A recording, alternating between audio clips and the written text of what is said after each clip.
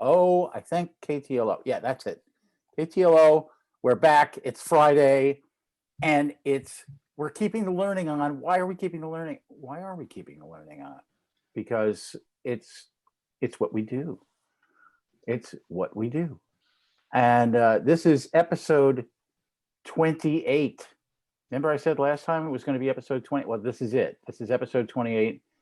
We've been doing this for over half a year, and we're having a great time. And it's nice to see people coming back for another visit. And we have not only the fearsome foursome who are usually here, which is, do I want to really put the slide up and show people? Yes, I will put the slide up and show people. Just for the newbies. Just because we have to do that. Because there might be people here who have not seen this before and therefore would like to see it. And, but of course I don't have it, so never mind. We're just going to skip that part today. Roy, the ever-prepared Roy, has blown off the PowerPoint apparently. And so we're just going to leave that alone. But we can introduce everybody. We have, maybe you can just put your hand up so that those who are new to this little, whatever this is. What are you going to call it? Hand up and speak. Yes. So we have Kathy Veldboom is with us again this morning. Morning, Kathy. And we have lurking in the background, we have Alfredo D'Ambrosi, and we have Dee Burgoyn on with us again. And the fearsome foursome, of course, is Greg Sanker and Patti Blackstaffe and Simone Jo Moore. Hello, bonjour, g'day. That's what French Aussies say. Aussies who live in France say that. Wait, how is good day in French? What's the proper pronunciation? I think it might be something like g'day. Wow, that's really cool. Do that again. It might be more g'day. I don't know. It depends. The GJ thing, it's crazy. Like us. It's a GJ. We don't know which way we're supposed to be going. We're not crazy. We're just a little, well, yeah, we're crazy. We're crazy about what we do. We are crazy about what we do. And so every week we get together, we decide on a topic, a theme, or whatever. And so this week we're talking about the Crucible of Commitment. Wow. And the story I tell about commitment is the old tale of the farmer who has a guest, and the farmer puts out a breakfast of bacon and eggs, and this guy's like a university professor, and he's talking about commitment to this farmer, and the farmer's kind of like, yeah, okay.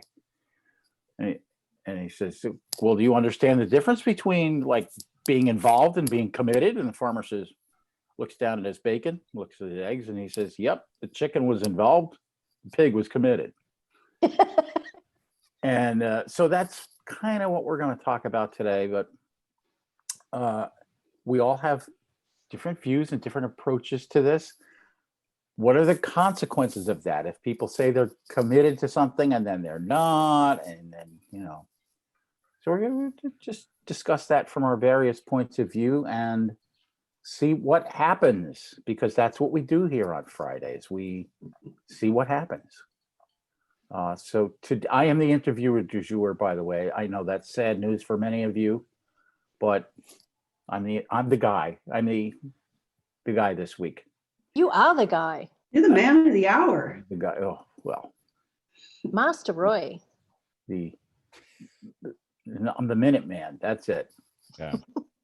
So today we're going to start off with Patti, and Patti, you do executive advice and some coaching and that kind of work. You're an executive advisor. So when we look at commitment, we think about, what are my expectations of you when you commit to something, right? Mm-hmm. So is it realistic to expect anyone to exceed expectations? We say that a lot, right? You didn't exceed expectations, or you didn't meet expectations. Is it realistic to expect someone to exceed expectations? And what does that mean in terms of commitment? So let's be realistic. When you're at work because it's giving you a paycheck so you can have a life. And for some people, work is their life, but they're also there with their own agenda as well as the organization's agenda. And most people, I heard a stat this week that one group was doing a study, and they said that out of 127 organizations that they studied, only 12 were really true. Did they ever find 12 bad actors, people who had bad intent at work? The rest generally are trying really hard to feel their way through how to get promoted, how to be, seen by the organization, how to add value, and also be able to move forward. So people are prone to meet evaluation as opposed to expectation. So when there's a huge gap between the two, when we expect this of someone, but we're evaluating at a different level, then that's where we have a disconnect. And no one can exceed expectations if their performance review has nothing to do with the expectations. So I personally would like to blow up performance reviews, but commitment is about like That's my being parody. committed. I love that. Being committed really means that you have to give people a reason to be committed, right? One of the reasons we commit isn't just because of desire, right? We have to give people a reason to be committed if we're in that leadership position. And what I mean by blowing up performance management is typical performance management is a well-designed and thought out spreadsheet that creates a level of mediocrity across the organization and allows for us to measure against mediocrity. And then we define people's promotions and raises on mediocrity, which is something that frustrates the heck out of me. I love This explains why I've always excelled, by the way. I'm just saying. I think, but really, if you took a look at a real performance review, and we've done this with organizations where we've sat down with the leadership team and said, what are your expectations? And one of the big complaints you hear at the leadership level is, how come I just can't get these people to understand that we need to move toward this strategy?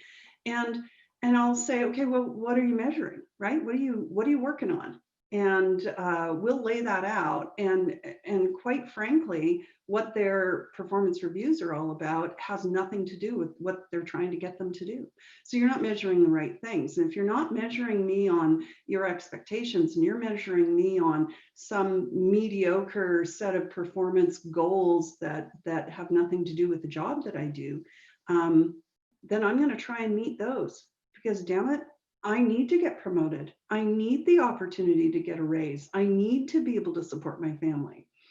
So people commit based on how it'll change their lives or the purpose that they have. I love this quote though, because there's another step into commitment, and that is something that we do personally as opposed to just on the organization level.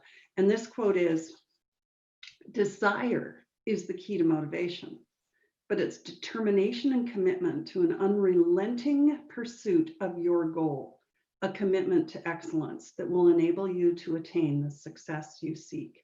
That's Mario Andretti, who, by the way, is a really good role model for being able to meet excellence in a goal. Greg's world is about excellence. Like a lot of what Greg talks about is about excellence, and commitment really is, how do you close the gap between your desire and your ability to commit? So I'm just going to tell a quick little story. I don't know about all you guys, but I have never gone to work naked. And the reason is because I'm committed not to.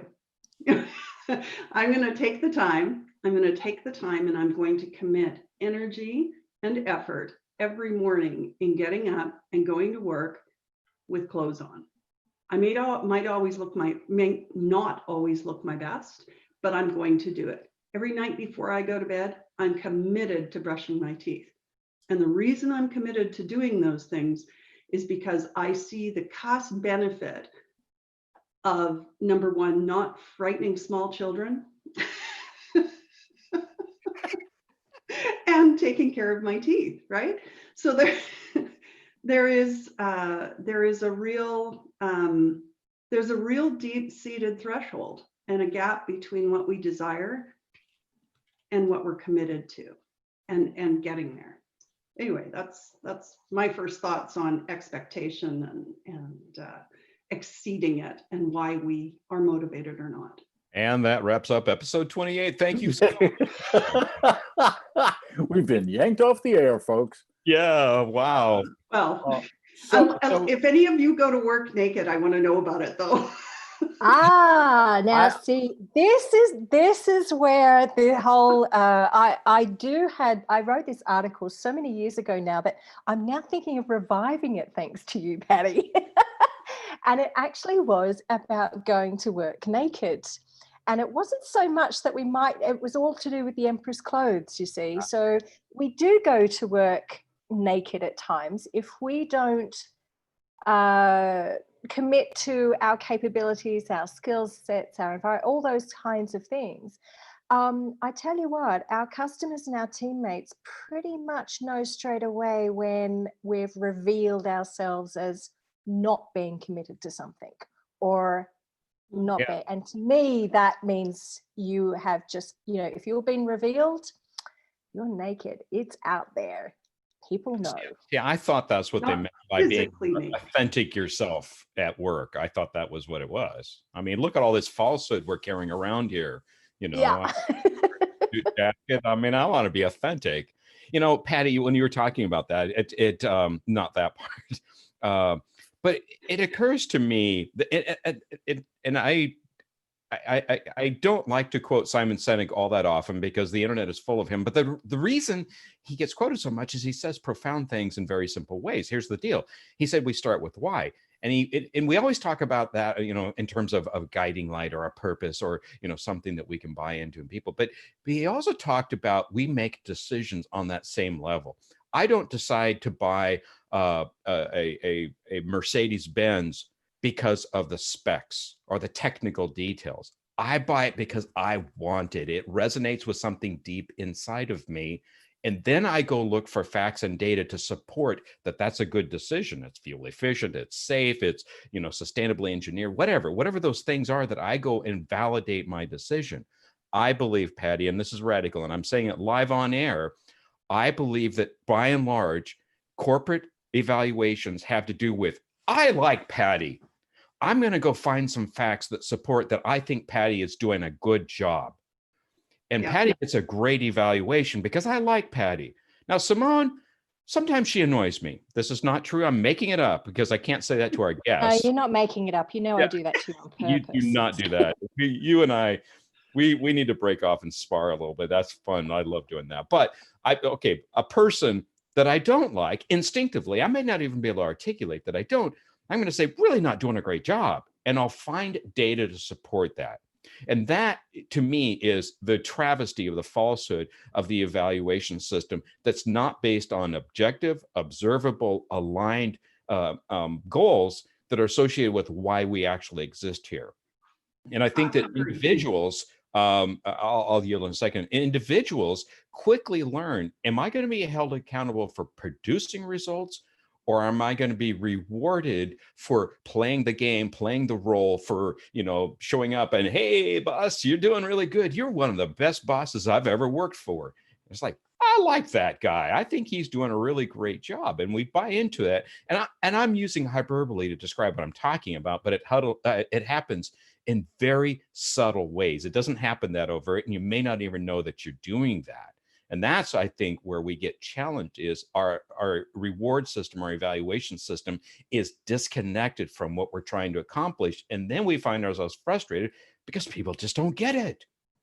Absolutely. Absolutely. And I can tell you without question, the number of times that I have seen someone promoted who was really good at understanding the performance measures, really good at speaking to the subjectivity of what a performance review really offers. And I think when I say blow it up, it isn't only about meeting or measuring to expectation, measuring to completion, those kinds of things. But it's also about training our leaders to be able to understand what performance actually means. It's not about them personally, right? What it means for the organization. When we start having real conversations in organizations, Yeah. I know it's a crazy thing to even consider, but when we start having real conversations in organizations where we talk about what we are supposed to do and where we're supposed to go, performance becomes a whole other conversation. But Patti, I think it is about those managers. And the reason is, it's because they're fretful that they're not meeting expectations. And so they're creating a presentation of themselves that it's like, I'm doing a great job managing my department. How do I know that? Because I make you feel that way. It may or may not be connected with actual performance. And so it's propagated. And I think it kind of comes back to fearful leadership. I'm afraid that I'm not doing a good job. I'm afraid that people will find out I'm a fraud. I'm afraid that I won't meet my expectations and I can't provide for my family. I'm afraid. Where jumping the river into authenticity and having genuine, honest conversations, that's very rare and it's very difficult. And I think there's a certain level of risk for individuals that buy into that. It's like, yeah, I'm in, let's do that. And then it's like, oh, silly you, we weren't actually doing that. We're just saying we're doing that, right? So the fact that you've now exposed yourself as being vulnerable, that will be used against you. And so corporate politics and organizational politics really undermine what we're really trying to do. It's rare when you curate a culture in an organization that is literally aligned to produce the results that you need or want. So where the proof happens, quite literally in the world of metallurgy, is in the crucible. You heat things to a point where certain elements melt, other ones don't, and you can then separate those into the wheat and the chaff of metals, as it were. So what's the difference between the crucible and the commitment, Simone? Oh, I tell you what, I think there's some pretty critical differences that we need to look at here, and it's a real test. There have been many of us, even right now, we're in a situation of severe trial and no taking away, there are lots of things going on, and some people are suffering quite deeply, both individually and organizationally right now. And the interesting thing about a crucible is that it's taking all those different elements and the interactions that happen with all those elements within the crucible that leads to the creation of something new. So that for me is where the real shift in the pattern is going. I think the question is to ask, especially yourself as a leader, are you the actual crucible? Are you that pot that can hold that heat? There's that old saying, if you can't stand the heat, get out of the kitchen. For me, I just change the apron and that's fine. But this is the point, is that are you the one that's actually holding the space to actually allow that transformation to take place? Or are you currently, because I do believe we do switch around depending on the situation, or are you the actual one of the elements, are you experiencing the transformation? You're inside the crucible. So at times we are both. And I think regardless of whether you are the crucible or you're in the crucible experiencing the transformation, it's a real test of commitment on both sides. And I think that's a key thing. There's a real, if you're the crucible, there's a commitment to how you hold that space and how long you can hold that space, and, and how large you can hold that space for what's happening for everyone in it. But there's also too, how committed are you to extending yourself and going through that transformation and being created into something new. For those of you who do not speak Oz, she didn't say hold that hate. She said hold that heat. Heat. At the beginning of that statement. So just sometimes. I didn't realize my accent had got, hold is it heat? I have met a leader or two that are really good at holding Holding the that hate. hate. Oh yeah. Yeah. Oh, just a few. I'm glad you clarified that. I didn't realize my accent had gone that way, but It- there you go.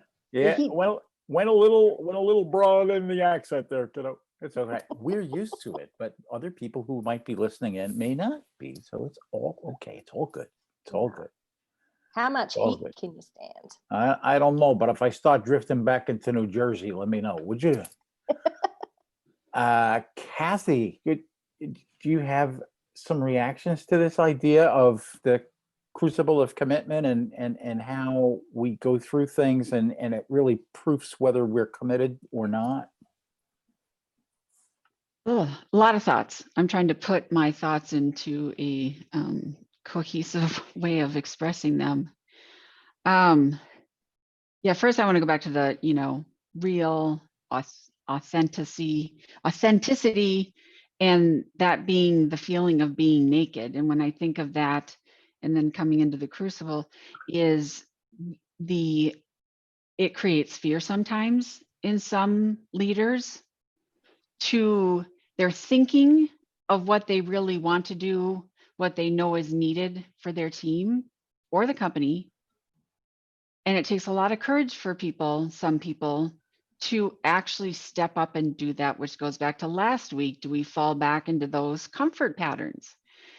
And I think it is essential to be that person that can hold the heat,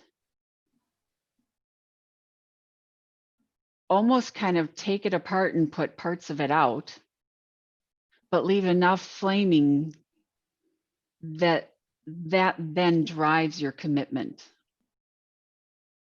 I guess is how, like I said, my thoughts were all over the place on that one. Kathy has a really good point there, because I mean, one of the reasons is that, the reason for heating all those metals to such extreme temperatures is to turn them into a liquid.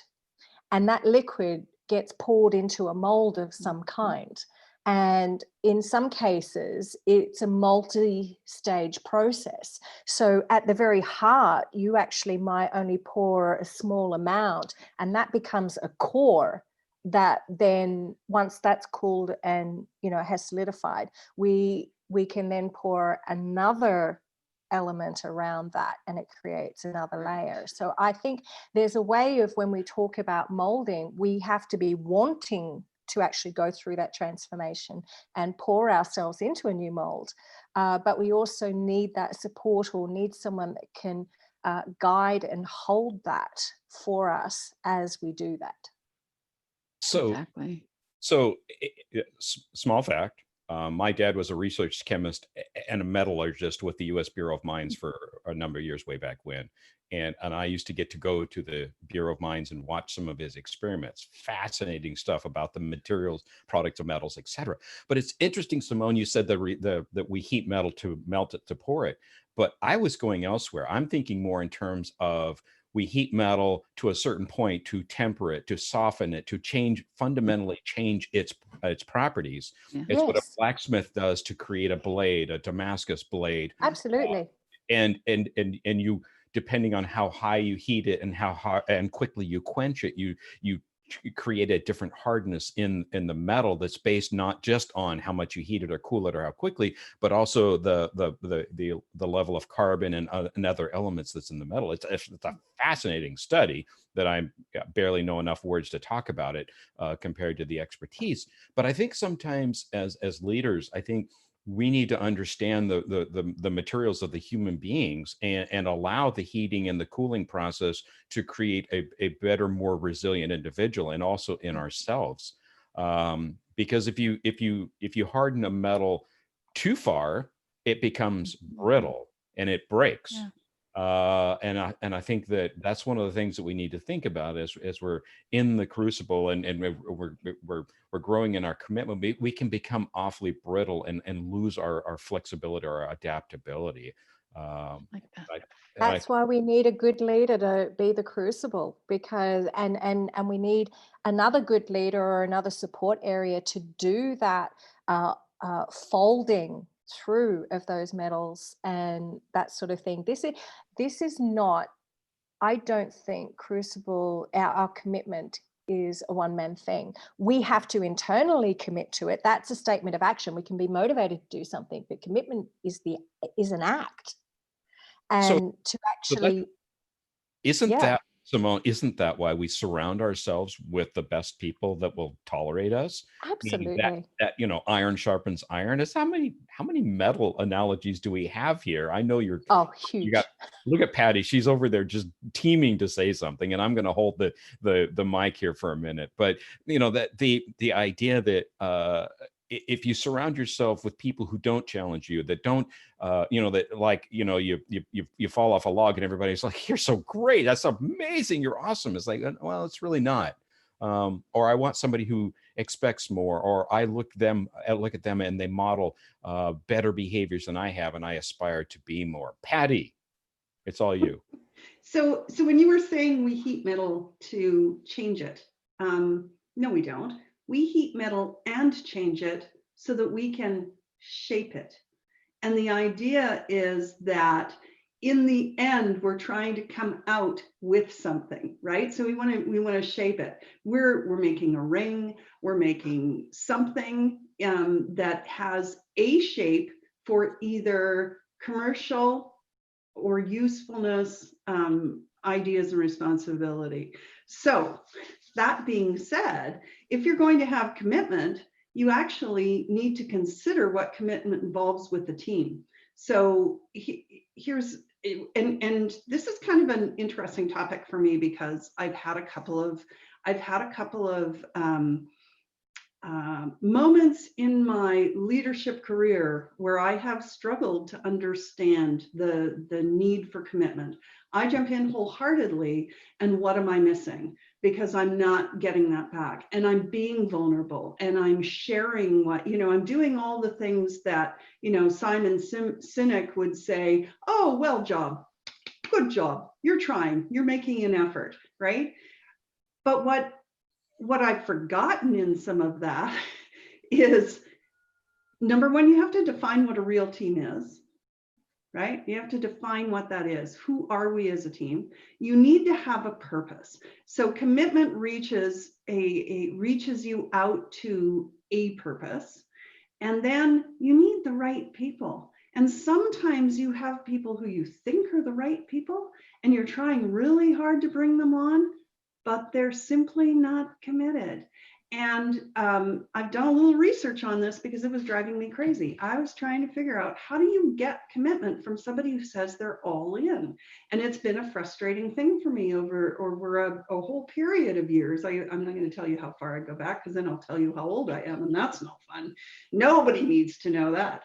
But when we're holding space for our team also needs to be present. And the team needs to be present under a structure.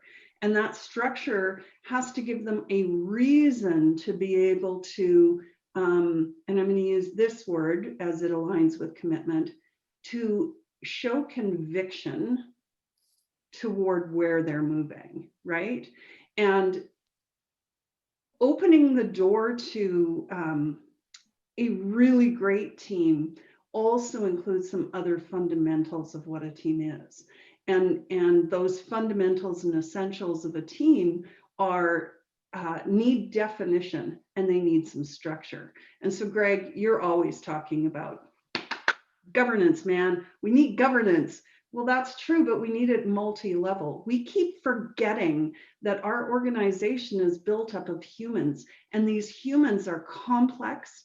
And it's a whole gathering of an adaptive system that comes with feelings and emotions and agendas and needs, and commitment is aligned to their values. And we're very poor at showing how to reach a corporate value and a corporate purpose, and where that filters down, and how we help people get there. And we also, though, fail to ask the hard questions about commitment when someone says they're committed. So the ways people show up is subjective to their lives as well, not just the organization.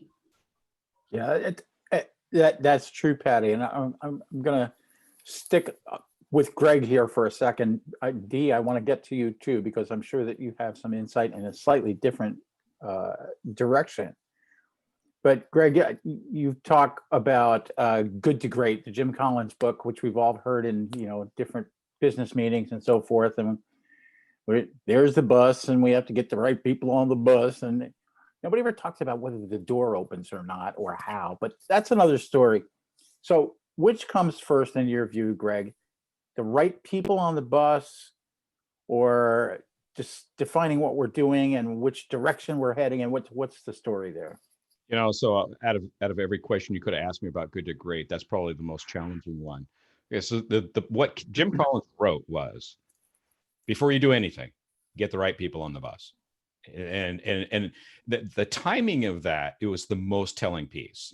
Surrounding yourself with smart people who do good stuff, that we all know that, and we all aspire to do that, I think, is particularly when you're pursuing a startup or a venture, or you need to turn a company around, whatever. You call in the people that are just the kind of people that get it done. But he said, before you even know what you want to do, before you even know what the challenge ahead of you, get the right people on the bus.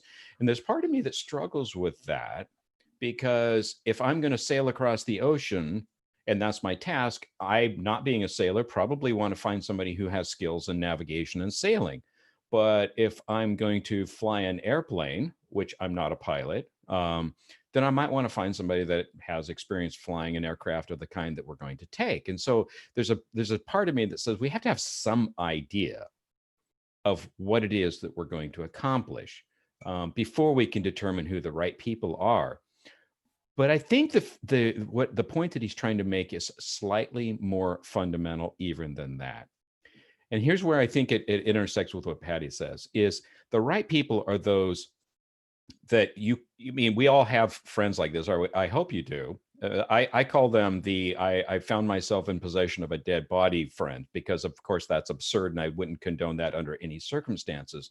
But you have those kind of friends who would go, okay, I'll be right there, right? Because they're all in, they're committed to you at a fundamental level. And that's a bad analogy. I'm sorry, that doesn't play very well in modern times. But the idea that the most obscure thing that you could do, they're all in, and they will use whatever skills and knowledge, whatever expertise they have. And so to get the right people on the bus, the idea is somebody who's committed to what you're trying to accomplish. If they need to learn navigation, they'll figure it out. If they need to learn to fly an airplane, they'll do the hard work to get that. And that's that commitment piece that Patti was talking about, is if you're committed to it, then I can rely that you're going to do whatever it takes to achieve the goal. But if this is a transaction, then I need to make sure that you can make good on your part of the bargain. I need a pilot. You're a pilot. Do you have enough experience? Are you going to crash the airplane? No. Sounds like it becomes a transaction. And so in some ways, the leadership of organizations, especially the senior leadership, they cast in the very DNA of the organization the wrong thinking and of getting the right people on board if we don't set it with commitment first, followed by what's the goal and how are we going to actually do it. In other words, your core needs to be people who buy into whatever it is that you're going to do, and they collectively figure out how are we going to do this. I love that key phrase that I get out of all of that was the focus on transaction versus commitment and the balance therein. And talking about that, sometimes commitment is long-term, sometimes it's short-term, but in any case, we say we're going to be there for somebody, or we're going to be there for some reason that might be bigger than us. And a lot of situations that require real serious human compassion mean that we have to make a commitment, a personal commitment to an elderly parent or a sick child. Or can you talk about that and the relationship between compassion and commitment maybe a little bit?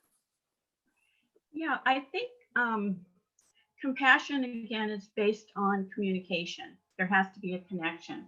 And when I listen to all of you talking about commitment comes not from the outside, it comes from the inside, it comes from within us.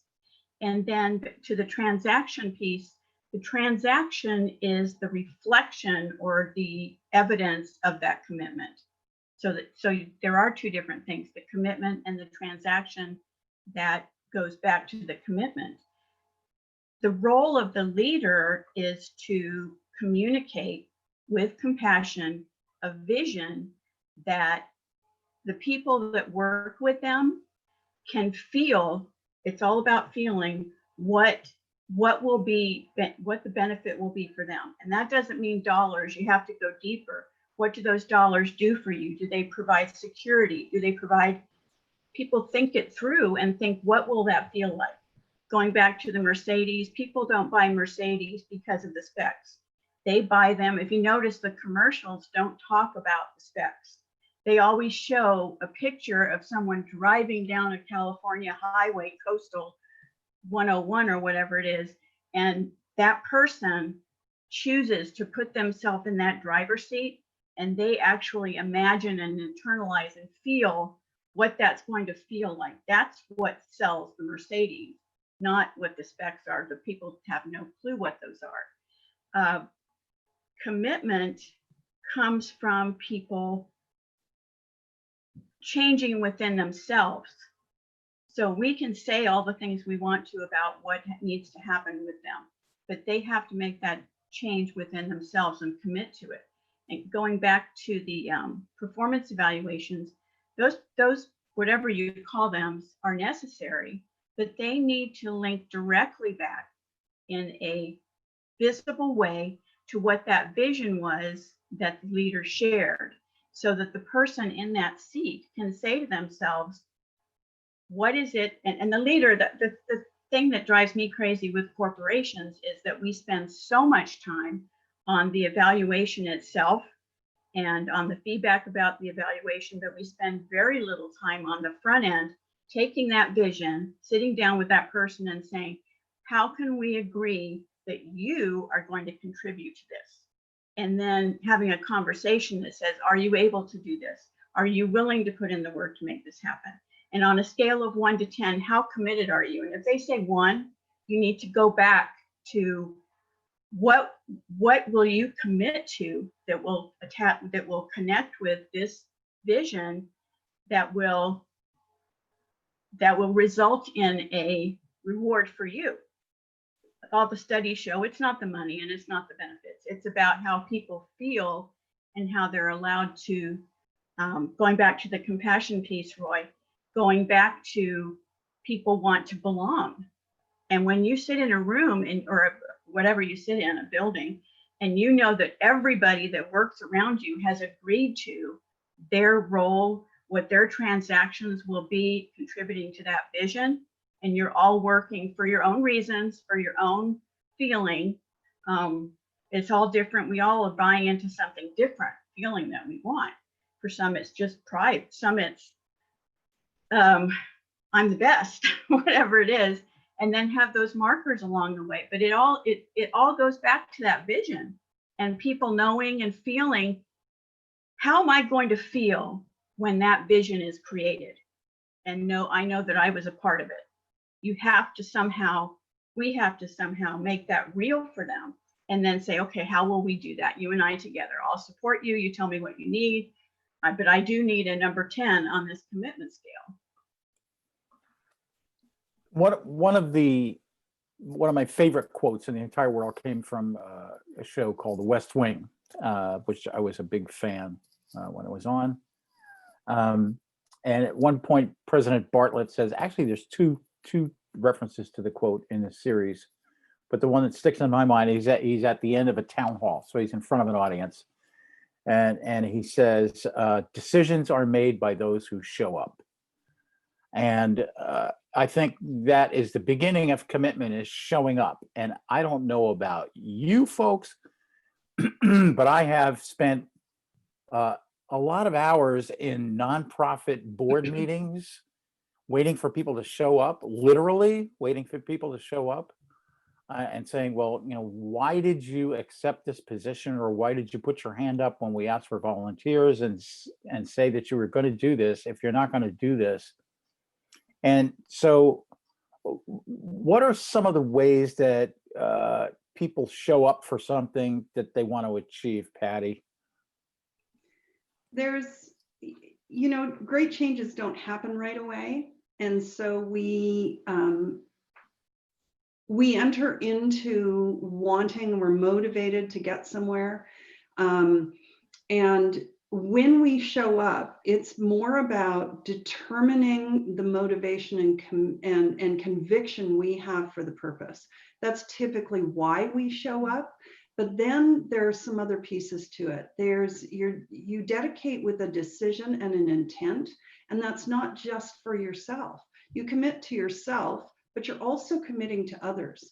And so understanding the underlying sacrifice that is going to involve for you, those expectations of what the commitment looks like need to be really clearly defined in order to show up. So I sat on a board, and one of the boards I sat on, I was attending every event. I was being called upon to go out to receive checks for the nonprofit. I was doing a number of things.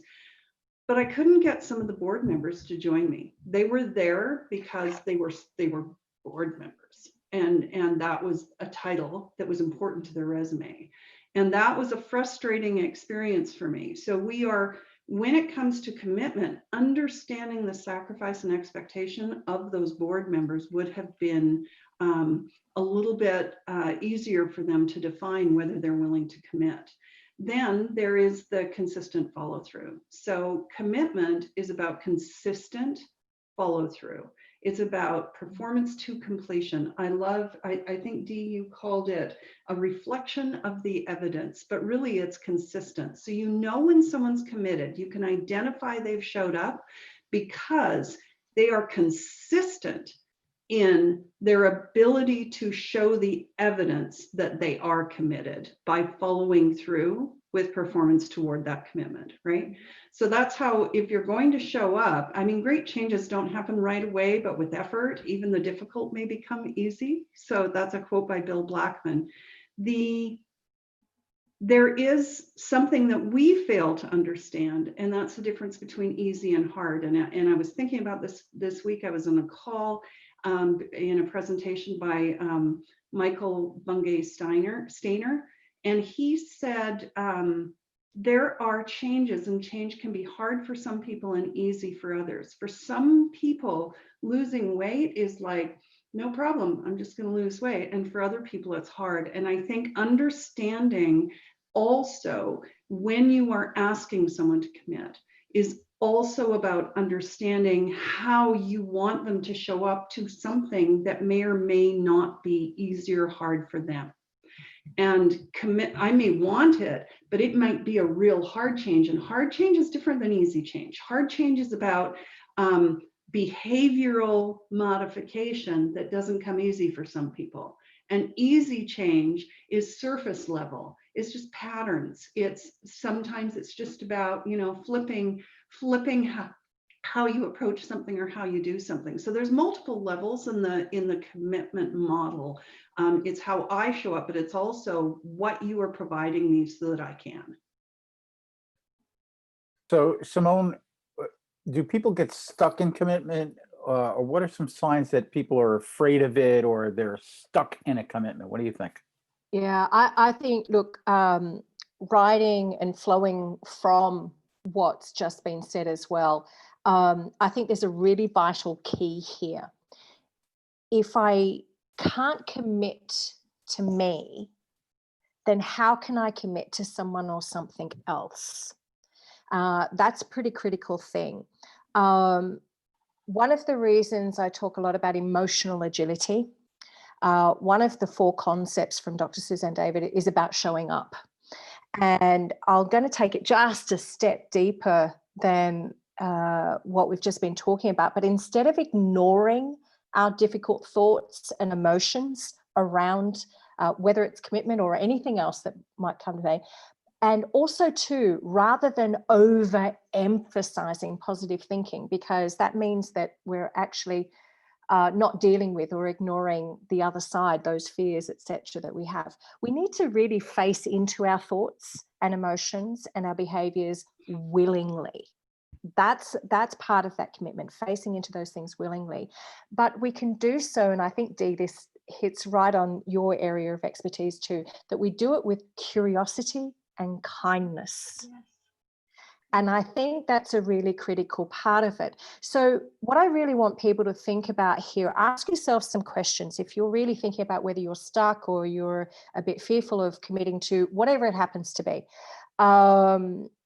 I like this because if anyone knows the Crucible and Arthur Miller, there's what we might call, I'm going to get this in there, guys, the Demonator question, is that it's really rare for people to be asked the question that puts them squarely in front of themselves, which is part of the showing up issue. So a key is, look, if you can't see a future in the relationship that you have with the company or the leader or the team or the subject matter of your career, if you can't see a future in that, that's a clue. You know, that's one of the things. Another signal would be if you find yourself asking questions like, and I mean consistently asking yourself or regularly asking yourself, usually a Friday afternoon at the pub when you're with your mates is when all this stuff comes out. But, you know, do they really care about me and what I do? Or what's going to happen next? Or am I ready for this? Do I want to do this work?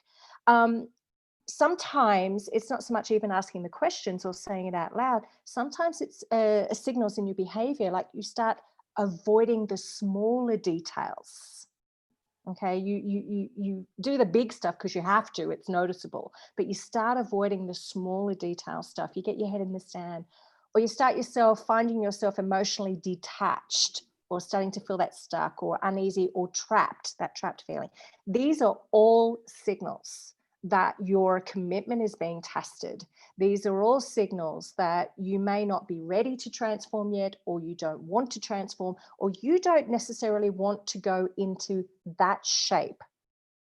Whoever's forming that, whether it's the organization, your leader, or otherwise, maybe you're just not ready to do that. So there's a range of factors that can contribute, obviously, to all of these things. It varies from person to person. So as a leader, there is no template for this. And this is why I love Patti's Let's Blow Up the Evals, because there is no template for this kind of thing. Perfection is one-dimensional. It's unrealistic. It's boring. And that's why we need engaging protagonists. We need to, it's good for our leaders to have flaws. It's good for them to have a dark side. We all have one, and it makes life far more interesting when we actually discover that they're human and that we can identify with them. So we talked early on today about transaction, not just the transaction. It's something else. It's an ongoing commitment, right? So Kathy, you have a thought about the fact that leaders have to make that commitment as well. So maybe you can talk about that a little bit. Right. And, you know, at first, whether or not you agree with what is in front of you, you have to be willing to commit. And that means bringing the energy to the team. I strongly feel that people feed off of each other's energy. And so if you go in with that haphazard, oh, yes, you know, let's make progress, you know, words coming out of your mouth, instead of showing what the value is for the company, what's in it for the person, and helping them get on board. And I do agree with that. And I think that a lot of times when leaders say that, oh, I'm not getting the commitment I need from my team here, they're really saying, I don't have the commitment either, because it is always a two-way street. And I know, Greg, you talk about that pretty often too. So, well, so interestingly enough, Callie, I posted in a continuing series of leadership, you know, tidbits or thoughts on LinkedIn. It was entitled something along the lines of, I'm sorry, I can't hear your words. Your actions are speaking so loudly. And the idea that, you know, inspirational speeches and, you know, Simon Sinek-esque kind of stuff. I'm just going to pick on him today. You know what? That's going to be my goal. I want to get Simon on this show. That's what I want to do. But as leaders, we're not judged by our finest of fine words when we're at our best and we're on stage and we're presenting. Right. We're judged by your behavior, even when you're the most challenged that you've ever been in difficult circumstances, when you've lost a night's sleep, when you're dealing with circumstances that are overwhelming and overloaded. That's when people find out what you're really made of. And believe me, they're paying attention. And if they find not perfection, but authenticity, that I am who I am, and that was a big setback, or I made a mistake, but I'm so committed to this that I'm going to get back up and I'm going to keep going. I'm going to keep trying. And that is where people, I believe, that's where people get on board and say, now that I can buy into. I just, I think it's also important, find my words, to talk about our weaknesses, and when we make mistakes, to talk it through with the team so they see that, they know we're real and we're human, but there is some differentiation there, and to see us as fallible, to see us get back up and get back engaged, or whatever it is with what we're ahead of. I think, going back to what we talked about really early on, is the authenticity, the willingness to, if it's something really difficult in front of the team, you're taking a risk sometimes. And it's okay to show that to the team, but you have to have the context behind it, not to just say it arbitrarily. You have to educate and learn. And I think, if we go back to our Crucible, that goes back to the molding, and trying to help people through their transformation. I love what you just said there, because there are sometimes as a leader, you feel committed, you want to be committed, you have the desire there, but sometimes it's just stop or sidetrack. There is no go. And part of that are the villains of commitment that always show up unexpectedly. There's cultural norms that hit us. There are traditions that, we get into, like I'm on a diet and Thanksgiving's coming up, right? There's expectations that are unclear or different, or we get these influences from other people's opinions about our commitment, which shapes our conviction. There's these distractions that show up because life is a distraction to work. As sometimes we really want to be committed as leaders. We want to be committed as employers, right? We say yes, but these things occur, or we get mired in drama. I heard this week that some leaders are, I need to tell it, I need to save it, or I need to control it. And if you can take a look at those three things and say, how do I tame that so I can show up, allows you the opportunity to move a little bit further away from perfection, a little bit further away. And so there's this gap that occurs between I'm committed and I'm actually committing. I'm actually doing the work. And sometimes the gap lives in, yeah, sure, I want to take this entrepreneurial risk, except my values say the mortgage and the private school and the new 2 car loans are really important, and I need to focus on those things. So I want to be committed, but this thing is sidetracking me. Or, you wish you might want to, but you're already committed to a value gap somewhere else. And this happens in companies too. We don't move on. We don't make better decisions for the company because we're committed to the $3 million technology upgrade that we're in the middle of. And so we absolutely cannot. Or we're in the middle of a different, I guess you'd say, we were committed to something that is ongoing that we can't get away from, not easily anyway, even though we want to go this way. And oftentimes we'll commit with the best of intentions, and partway through we become disillusioned, or we lose faith in it. And so, Kathy, what you said was just amazing, because if we can be honest about what is, why there's no go, why we're stopped or sidetracked, if we can be honest about that and sit down and talk it through with our team, if we have the safety, and Simone, you're always mentioning psychological safety, because it is about that. It is feeling like you have the safety to go to your boss and say, I was all in and I got these things and I need help understanding and prioritizing these things, right? Absolutely. This is an amazing discussion today. And we could probably keep going for another 2 hours. Absolutely astounding discussions going on here, and that's super. Oh, is that your mind map for today's discussions? Oh my Yeah, goodness. I can probably show this and say, guys, if everyone holds up their notes, we do this throughout our discussions, where it's, yeah, I have a mind map, and as everyone's talking, it's amazing, the tangents, the ideas, the references, and yeah, it's a great journey. We call that a squirrel diagram, I believe. But I think I told this story or part of this story once before on KTLO, but I think it goes to commitment, and it's the story of a guy named Michael Mahoney, who might have some Irish in his background. I'm not sure. And Mike was known as Madman on this particular job, and it was a job that I did in the summer of 1973, going to school between semesters, and I was working as a sandhog.